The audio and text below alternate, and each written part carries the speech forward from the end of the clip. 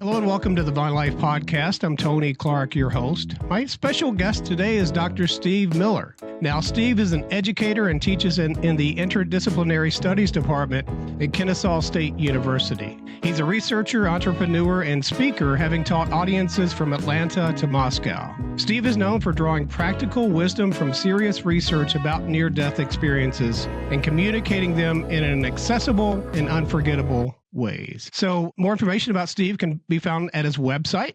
You can simply go to jstevemiller.info. Once again, jstevemiller.info. Dr. Steve Miller, thank you so much for coming on the program today. Thanks for having me. Absolutely. It's a joy. I know our last interview, we had some technical difficulties on my side, but God willing, it will be fine this time. But I'm excited to have you here. And so you're an associate professor of philosophy, I think, in interdisciplinary studies at Kennesaw State University. Boil that down for us and just flesh that out for us. What exactly do you do there? So I teach on, it's actually in religious studies, even though I have enough credits in philosophy to be teaching philosophy. I teach Introduction to Religion and then an upper level class on death, dying, and afterlife, which allows me to get into the study I'd done for my dissertation on deathbed experiences as well as near-death experiences. So I really like KSU students. They're a great bunch and fun to teach and work with. Steve, I'm curious, studying the death and dying side in the university that which you teach, how much of an interest do you have from younger folks? Because I know when I was young, that age, I didn't have much interest in talking about death, near-death experiences or dying. That wasn't something that was on my list to talk about or study. You know, it's funny. My wife took a class there, I believe it was a master's level class, by a scientist who would say, okay, here are 20 different topics. You choose what we're going to talk about this semester. One of them was aging, and aging was one of the ones picked, which you wouldn't expect. Again, it's counterintuitive with young people. You'd think they'd be all about other issues, but it is fascinating to them. I don't know if they've seen videos about near-death experiences or just had their own experiences, which is a lot of my students talk about their own experiences or experiences within their own families, or they have aging relatives that they're working with. So it fills up quickly. It's full every year. So students are definitely interested in this topic. Steve, I'm curious, do you think we're seeing more books, more movies about the afterlife than we did, say, 10, 20 years ago? I think there's been a shift in intellectual history, and eventually I want to write a book on where the heck are we in intellectual history, because people tend to talk about it being such a secular time, modernism, postmodernism. I personally think we're in a time that I would characterize, and I've heard others characterize, as post-secularism. And what's happened is I think that the 1900s and late 1800s were extremely secular times in academia, and as a result in the world. People that were scientists just didn't want to touch subjects like the afterlife or miracles, things like this. Logical positivism was strong in the mid-1900s, which basically taught that it's just meaningless to talk about spiritual things in human language. But logical positivism pretty much died in the 1960s, 1970s. And what I've found is that people are actually taking seriously and looking at experiences like near-death experiences, deathbed experiences. Young people are searching through hallucinogenics again, like in the 1960s, we had people using LSD to not just to get an experience, but to say, is there more to life? People are searching for these things. And I think since so much study has gone on since 1975 with near-death experiences, it's got a legitimate place in the peer-reviewed journals.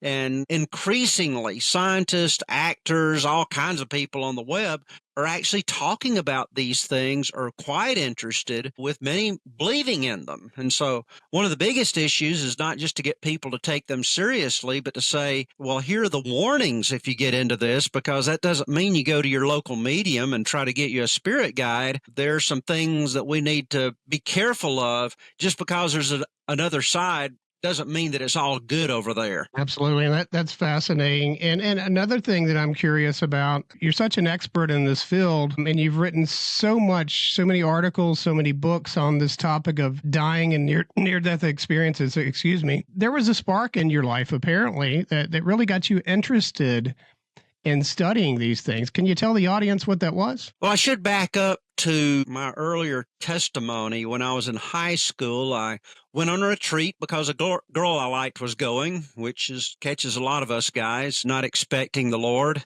to come into a retreat. But I accepted Christ there. I just grown up in a moderately Christian home to where we believed these things and didn't really question it. But after I committed myself to Christ, I began to go through doubts and questions. Now, a lot of my friends, when they would hear something about evolution, how does that work with the first 3 chapters of Genesis, or hear other kinds of criticisms of the faith, or pointing out so-called contradictions in the Bible, some of my friends could just brush those off and say, well, they're just wrong.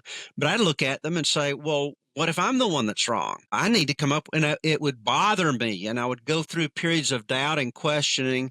And when I read the New Testament, I saw that Jesus was not averse to people asking hard questions. He didn't ridicule people for questions. In fact, he said, don't believe me just because I said to believe me in John chapter 5.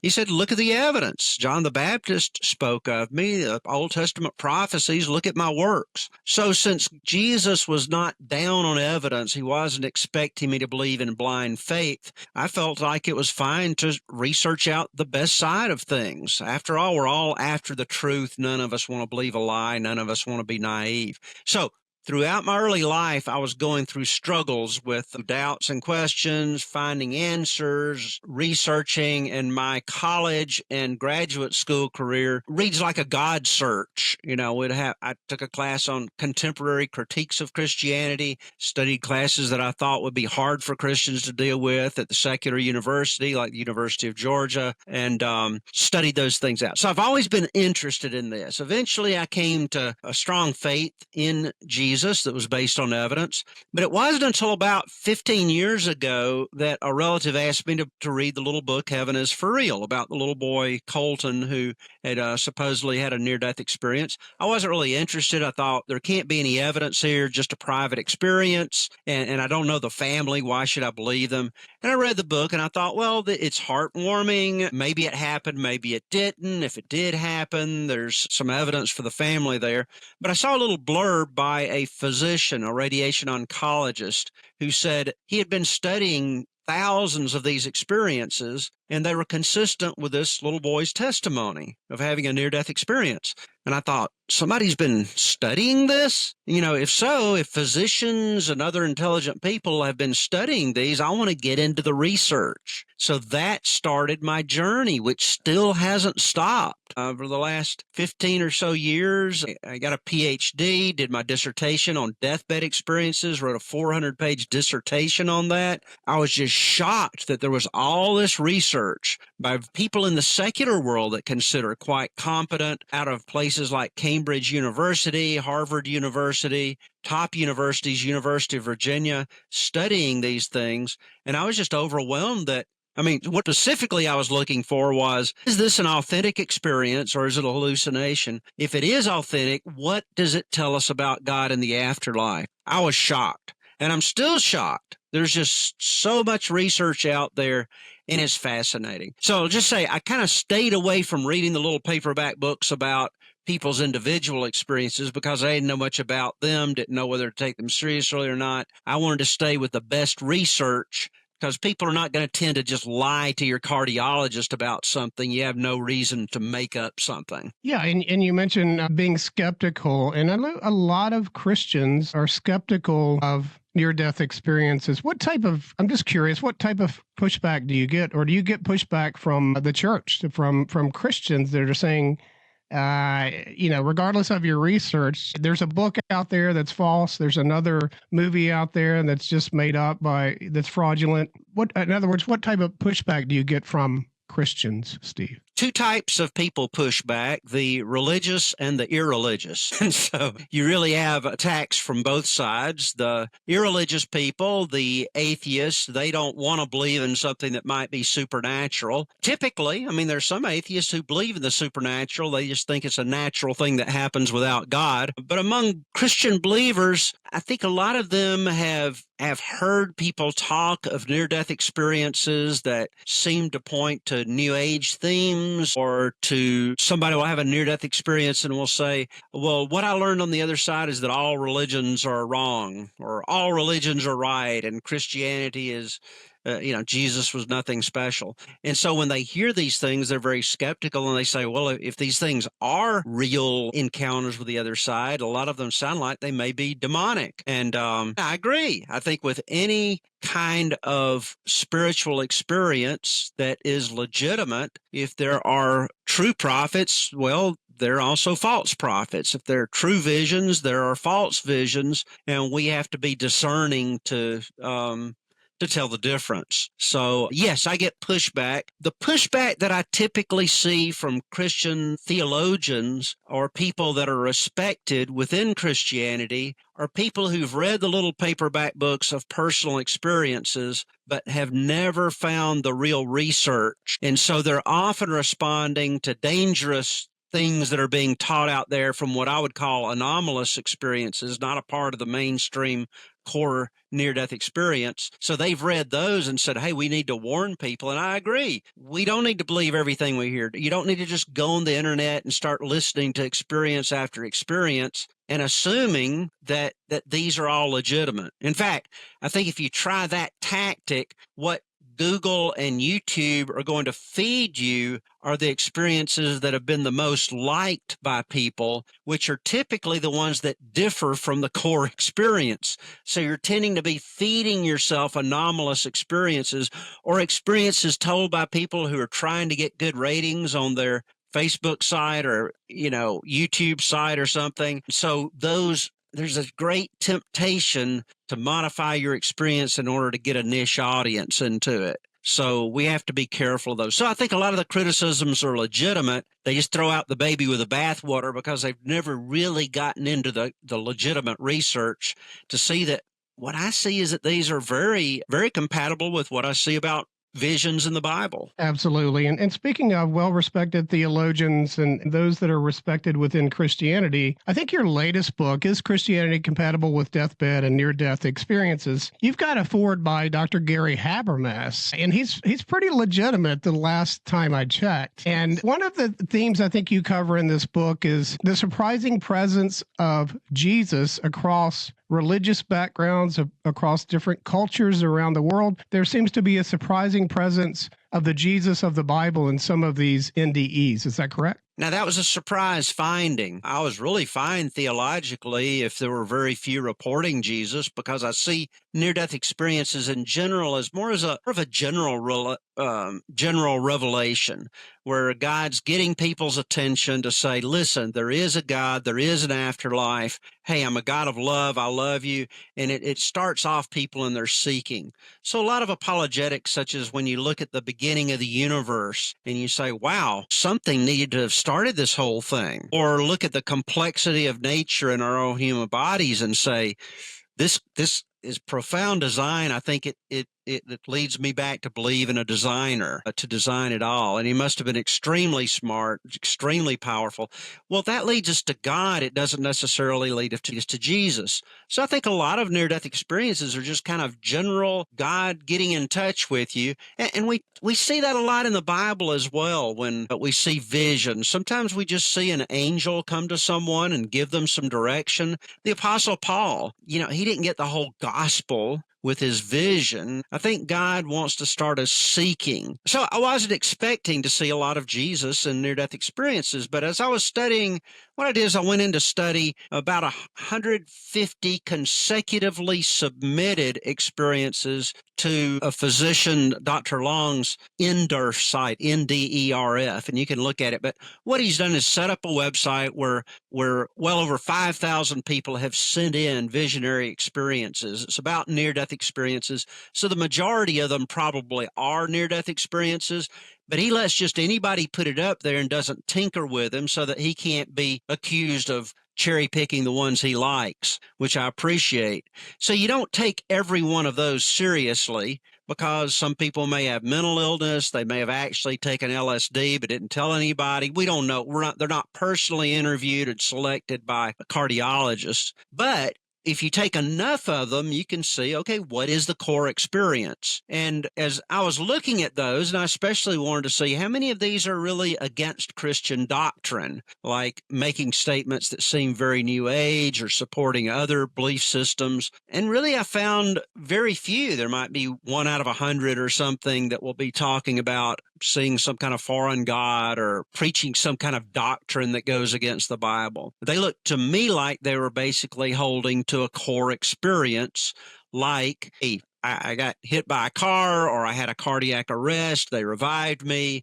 When I was supposed to be clinically dead, I came out of my body, looked down, and was surprised to see this body down there. And I thought, who's that? And then, that's me.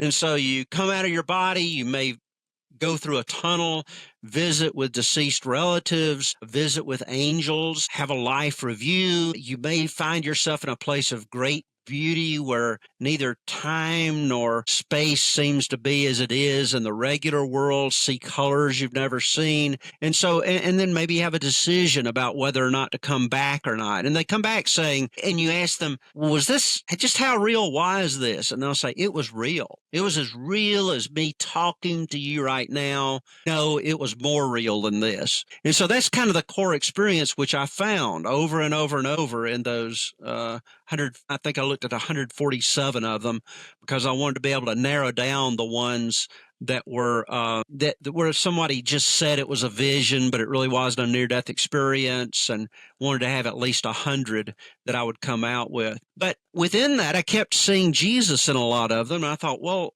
I wonder how many of these, what percentage are actually talking about Jesus? And I was surprised to find between 17 and 20% of those near-death experiences talking about seeing Jesus. Now, researchers in the past of NDEs have tended, these are typically researchers in universities. They're not Christian theologians or anything. And it's kind of embarrassing when you see Jesus in there. It's kind of like, oh, well, this can't be just a Christian thing. And so they tend to explain that away as saying, well, they saw a being of light. As a Christian, they called it Jesus, or assumed it was Jesus. And in other religions, maybe they would have called it Buddha or Krishna or something else, or I was seeing Muhammad. But I really didn't find people saying that.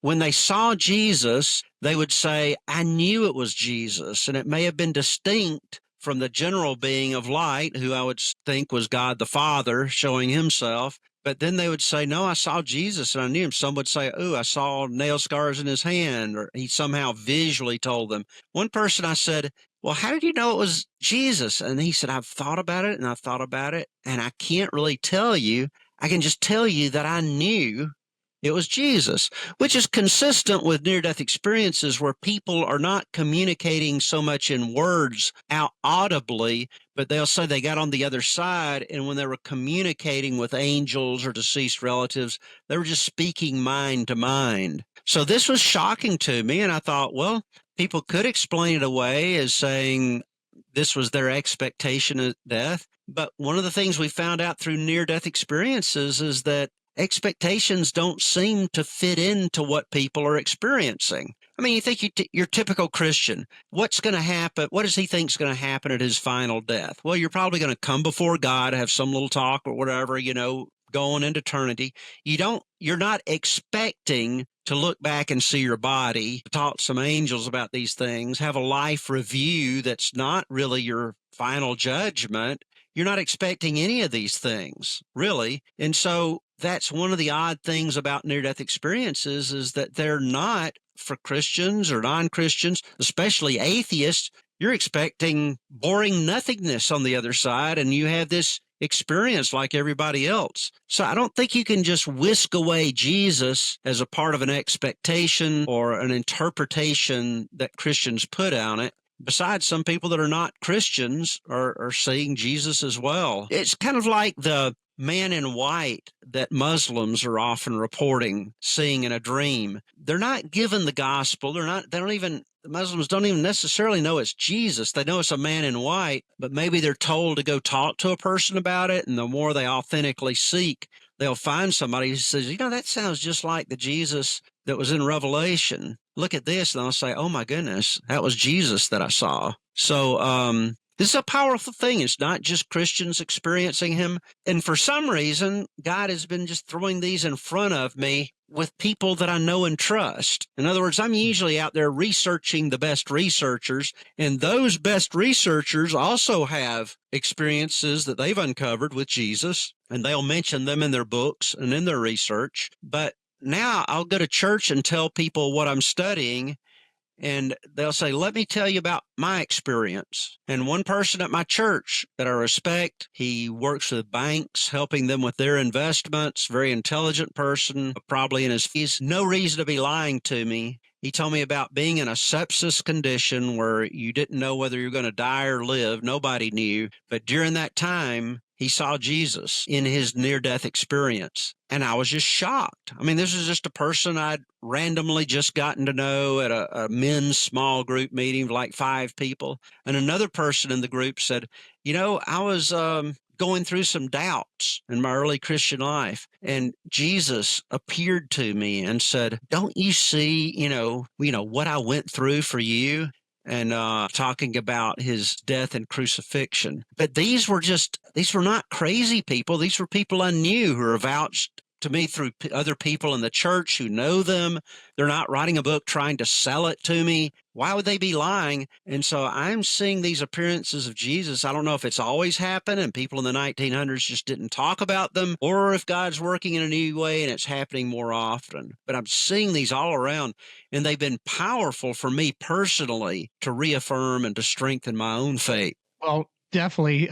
Reading some of your research definitely will strengthen, I can speak from personal experience, my faith as well. And Steve, you've got another book that's titled Deathbed Experiences as Evidence for the Afterlife, Volume 1, I believe. And there's some terms in this book I want to go over I find extremely fascinating. And just help me out here, walk me through some of these terms. And I ask about some of these terms because I've seen some of these things happen with my loved ones who have passed. And one of them is terminal lucidity. And it's described as where people lose brain function over time, only to regain full consciousness to say goodbyes before dying. Tell me about that term. Sure. Over time, and there were a good many peer-reviewed studies of these because it's something that physicians are not expecting, and it's something that people need to be aware of. If you have a loved one with a terminal disease, now, sometimes they recover, but you may come into the room at some point and all of a sudden where they've been dying of a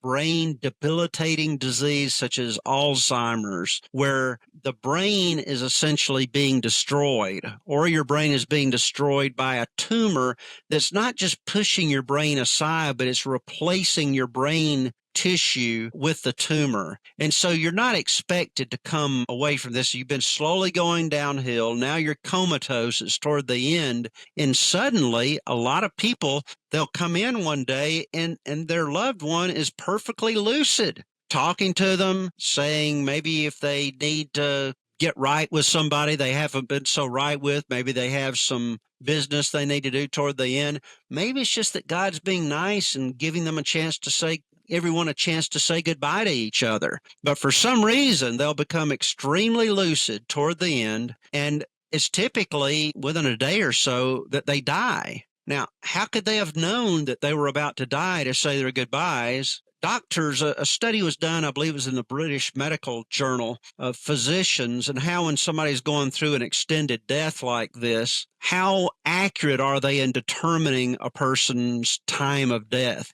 And usually they're off by weeks. They just don't know. in a situation like that. But often these people will come to be perfectly lucid, know that they're about to die, say their goodbyes, and then sure enough, they die. That, to me, seems more consistent with an afterlife hypothesis, that their spirit is about to leave the body. It's not just their physical brain that's working at that time. There's something else involved, and God's giving them an opportunity to say goodbye before they head off to the other side. So I got in to study those experiences. In fact, there's been another book. I told you I wasn't sure how often this was happening, but it was in the peer-reviewed literature. Alexander Bathiani wrote a book called Threshold, I believe about a year ago, and he's been doing a lot of study, actually surveying people to find the numbers, and he's finding that sure enough, this is a very common thing for people who are dying to experience. So in my book about deathbed experiences, maybe I ought to just say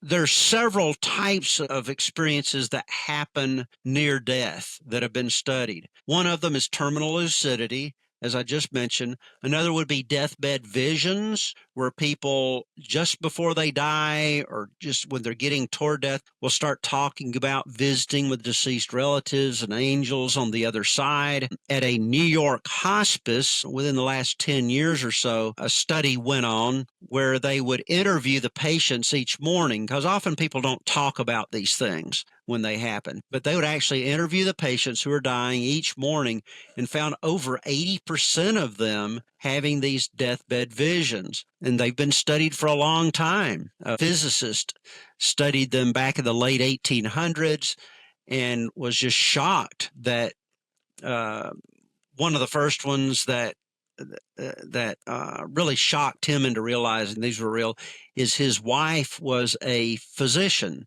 So someone was dying in childbirth, and his wife comes home and says, I've got to tell you, Sir William Barrett is the physicist's name, very respected at his time. So she comes home and tells Sir William about this story. This person's dying, and they start talking about, oh, how beautiful, how beautiful. I mean, this is a person that's dying, right? But they could tell that she was running out of blood and was probably not going to make it. And she just gets fascinated with what she's seeing on the other side. She sees her deceased father and says, oh, Father, you want me to come? And she's talking. And then she sees her sister Vida. And she says, Vida, in a kind of confused look. And she was surprised to see Vida on the other side, because she didn't know that Vida was dead. And so the family said later, after she indeed passed away, said that they had not told her about Vida's death because they were afraid of upsetting her in such a condition. So Sir William Barrett put together a collection in his book on deathbed visions and found out this was common. And often, yes, people saw people on the other side that they didn't know had died, which gives you some evidence for what's going on. Number two, how did these people know they were going to die when, who knows, they might have lived? Number three, why are there, if these are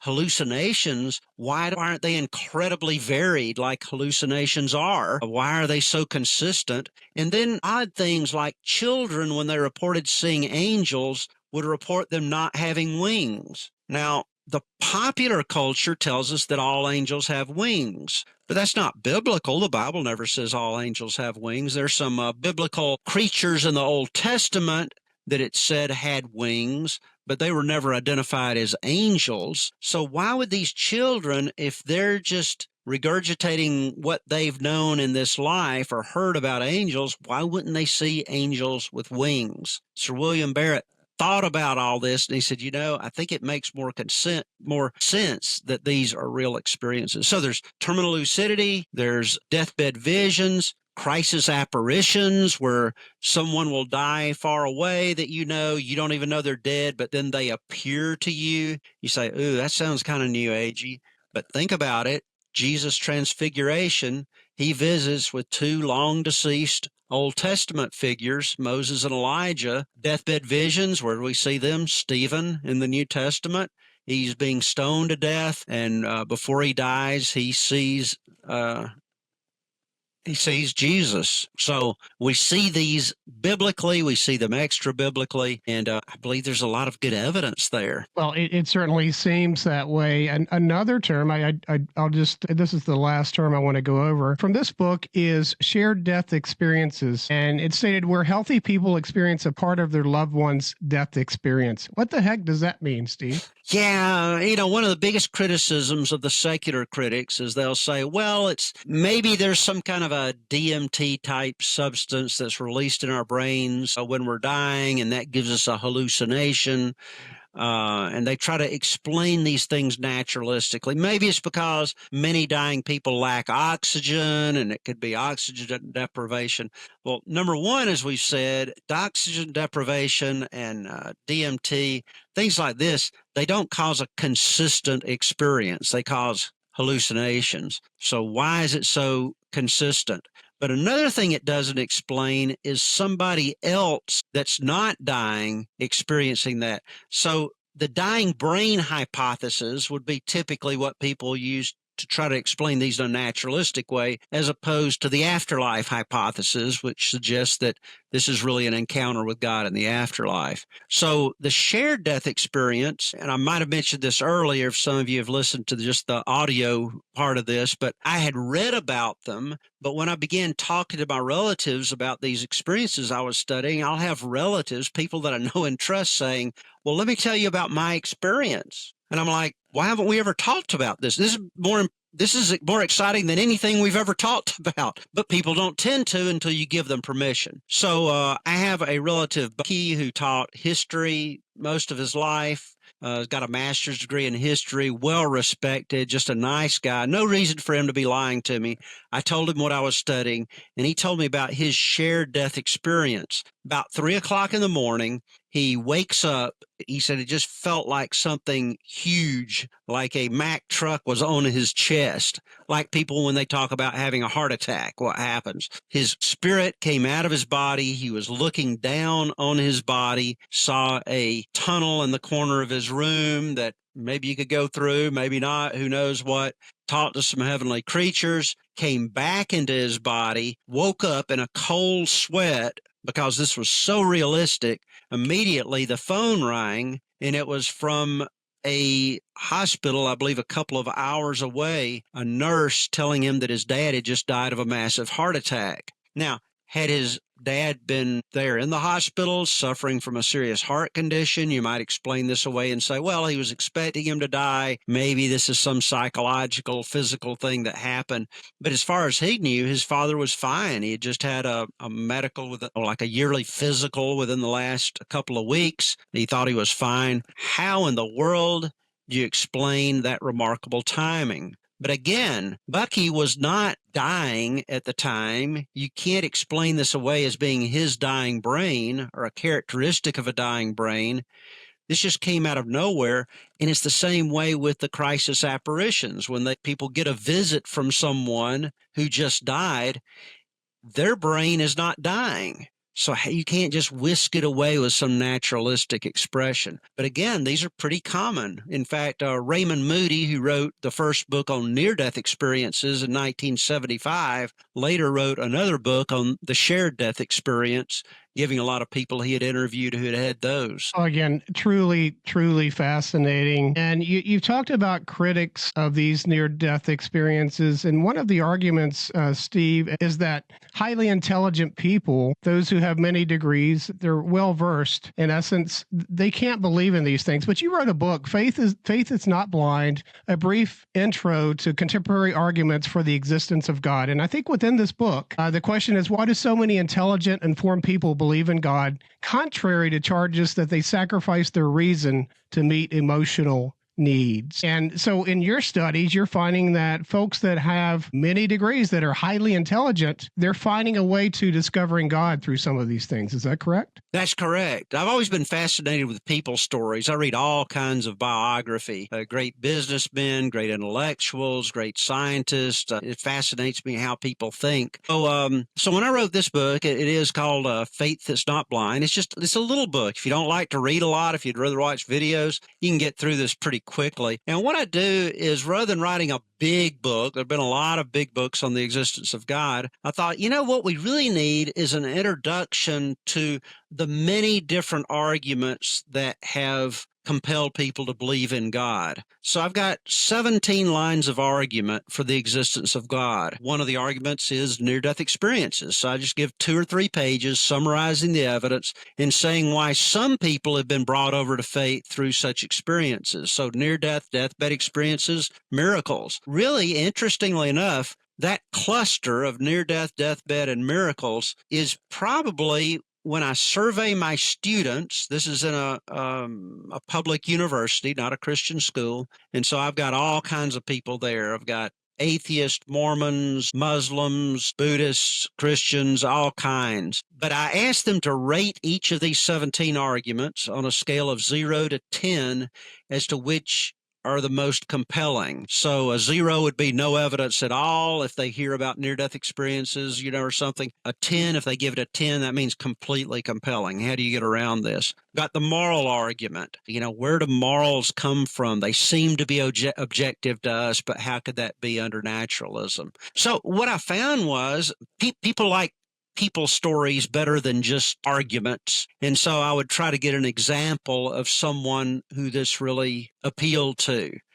For example, this one person was a senior editor of the Encyclopedia Britannica, editor at large. I mean, that's a brainy person if you're the one over Encyclopedia Britannica. But he was in the hospital one day, had always been agnostic, and had an encounter with God. It converted him overnight. Look at the person who started Alcoholics Anonymous, one of the 2 men. Read his biography. Here was a person who was a hopeless alcoholic. He was going to have himself institutionalized just to keep other people safe from him. When he took his first drink after that, he could not stop. He had tried everything. Finally, as an adult, he cried out to God and said, God, if you're there, show yourself. And he was taken in a vision to the top of a mountain, the last thing he wanted was religion to be true.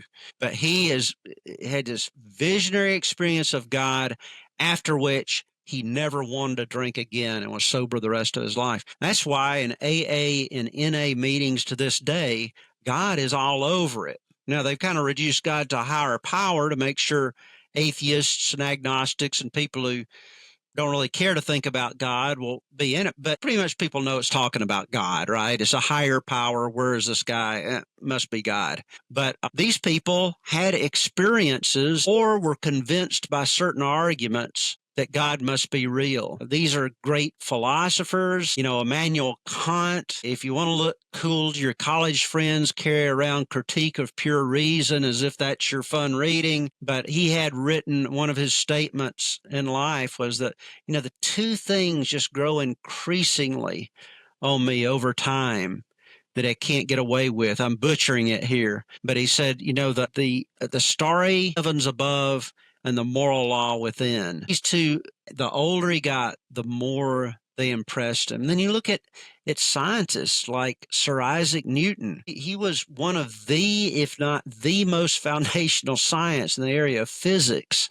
He was Einstein's hero. Einstein had a picture of him in his office, and yet he was just so impressed with the great laws of the universe and how they gave glory to God. And so the forces of the universe are there. Some people say, how could you explain that? Other people are impressed by the intricacies of the body. What could have explained that? It just doesn't seem like that could have happened by blind chance. Even if evolution accurately describes part of it, it doesn't seem like a sufficient explanation for such just crazy, wild design. So there are many arguments, but I find that most people just see 1 or 2 or 3 arguments and think that's it. And yet, one thing that impressed me as I surveyed my students was that no argument was a dud. There was always somebody that would put a 10 on something that even most of the others didn't think was that strong of an argument. So different arguments appeal to different people. And if you are talking to other people about your faith, don't assume that what convinced you will convince them, because it may be something you've never really thought of. God works in mysterious ways, and he works with different minds in the way they need to be worked with. Yeah, he certainly does. And Stephen, all of your research about near-death experiences, heaven, you also speak about hell. You speak about the more popular or the more talked about experiences are the good experiences, but you also talk about experiences that are not so good about hell. And my question for you is, after all of your research, folks maybe are listening or watching this interview and they're curious about heaven. And just from your perspective, does the Bible have anything to say about how to get there? Are there many ways, or is there a way to get to heaven? Well, my early apologetics research was on the trustworthiness of the scriptures. I felt like that was a key. That was something that I needed to come to a conclusion on. I read the very liberal theologians who claimed the Bible was not accurate, but did not feel like their arguments were as strong as people who gave historical evidence that the New Testament scriptures were accurate. I mean, I was thinking about it, and so much of our newspaper reports, historians, they're reporting often events that may have only been witnessed by one or two people, and then they'll pass it on to us. But think of the Gospels. Think of the New Testament writings about Jesus, the epistles that talk about him. You know, the Apostle Paul was a contemporary of Jesus. He was born around the same time. He was around all these eyewitnesses that he could talk to about Jesus. Luke says, hey, I'm trying to get down to what really happened here, and he got his information from eyewitnesses. I mean, we've got 4 Gospels testifying separately to Jesus' life. Now, that's pretty remarkable. Then you got the Apostle Paul saying, this is what I'm passing on to you, what I know from the people who were with Jesus. He's living at the same time. It's not like the 1700s when you had these radical liberal theologians saying that the New Testament was probably written in the 2nd century sometime, and you had time for all these fables to develop. I felt like when I began reading little books like More Than a Carpenter are a good place to start, or F.F. Bruce talking about the trustworthiness of the documents and how they got to us. Once I saw that I really could trust these documents, that they were consistent with archaeology, that there were many witnesses, that it reached us accurately, well, then I wanted to see, well, what did Jesus say? If Jesus really lived this miraculous life, that his followers were willing to die for him. Now, a lot of people have been willing to die for something that was false, but typically those people thought it was true. The disciples would have known if Jesus had not risen from the dead and they were just making up this miraculous life. Why would they have gone out and died for something, or at least lived lives that were persecuted so much, unless they were convinced that Jesus was really the Son of God? I don't think you can see any historical figure that if God revealed himself to man, that would come close to Jesus Christ for giving the attestation that he did, that he was really the Son of God. So I wanted to know, what did Jesus say about how to get to heaven? And he said, I'm the way, the truth, and the life. No one comes to the Father but through me. You know, John 3:16, for God so loved the world, he sent his only begotten Son, that whoever believes in him should not perish but have eternal life. So I do believe that Jesus came, God in the flesh, and died to pay the price that we deserve to pay. Are there concerns that brings? Well, what about people that have never heard? What about people, and some people just dismiss it because it doesn't, they think it sounds like so one-sided or something. But hey, with deathbed experiences, maybe even people who have been confused through their lives will get a final chance where God says, okay, I know that during your life you turned God off because of hypocrites or things you heard and things you read. Maybe God, even with everybody, he's a fair God, gives them some kind of chance. Even if you're living in a foreign country where Jesus is not talked about, I think that God can communicate with visions to give people enough wisdom to know that they've got to trust in God rather than themselves. And if they truly seek, they'll find, according to Jesus. So I think everyone's going to have a chance, and everyone can get enough of the truth to know they must depend on God for their own salvation. So that's where I stand. That's where I am in my intellectual journey. And this study of near-death and deathbed experiences has just really put the icing on my theological cake, giving me a higher degree of certainty than I've ever had. Talk to these people who have seen Jesus in visions. Ask people about it in your church or around you. They're quite compelling. Yeah, absolutely. Quite compelling. Steve, I can't thank you enough for the research that you spent countless hours doing. It's blessing the lives of many individuals. What's on your agenda? Are you working on something new? What you got coming up? Well, there's one more book that I want to write on this issue, and I'm not promising I'll stop because the research keeps going out there and it is fascinating. So, in my 3 books, I've wrote one on near-death experiences, one on deathbed experiences, one comparing the best research on near-death and deathbed experiences to Christian theology and the Bible, because I felt like that needed to be done. So that was my most recent book. But to complete my argument, I felt like I needed to delve into people's arguments against the afterlife, not just against near-death or deathbed experiences. I covered most of those in my other books, but people who just say there can't be an afterlife or the evidence is against the afterlife in general. So I'm getting into what did the Marxists say about it? Why were they so intent on destroying religion? They were very intent on destroying any hopes of an afterlife because they wanted people to be focused on this life. Well, did they come up with something significant that we need to look into and see? All these people who are very dogmatic, the new atheists, about their atheism, they act like, as you said earlier, that people who believe in it are just, they psychologically want to believe in the afterlife, so we concoct it in our minds. Well, did they come up with anything that's very compelling?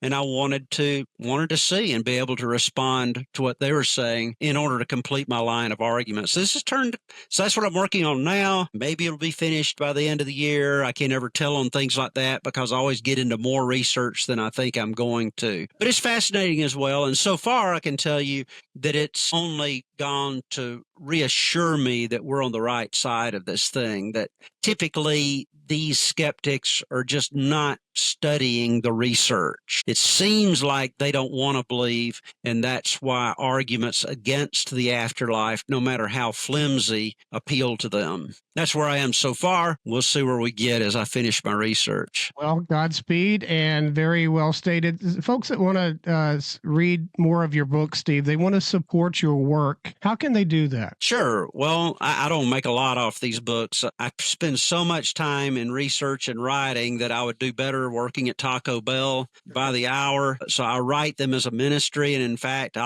if you don't have enough money or you live in a country where it's just not easy for you to get books, email me, jstevemiller, that's the letter J, Steve Miller at gmail.com. I'll send you a free PDF. But all my books are available on Amazon. I try to keep them reasonably priced. My first one is Near-Death Experiences as Evidence for the Existence of God in Heaven, and I think it's pretty easy, even if you're not a big reader. I'm not trying to put things in an academic way. I try to put them in a down-to-earth way, but I document it relentlessly so that if you want to check out any of my claims, you've got the information there. So you could start there. It's got it on Amazon as either a paper book or a Kindle, or again, I'll just send you a free PDF. I think this is important information. What could be more important than the afterlife? And I am just amazed at how strong this evidence is. It's definitely strong evidence. And Steve, I can't thank you enough for coming on and telling us about your very important work. And you can find more information also about Steve at jstevemiller.info. Once again, jstevemiller.info. Dr. Steve Miller, thank you so much for coming on. I will ask you to hang on 30 seconds post-interview, but thank you so much for coming on and telling us more about your research. Thanks so much for having me, Tony.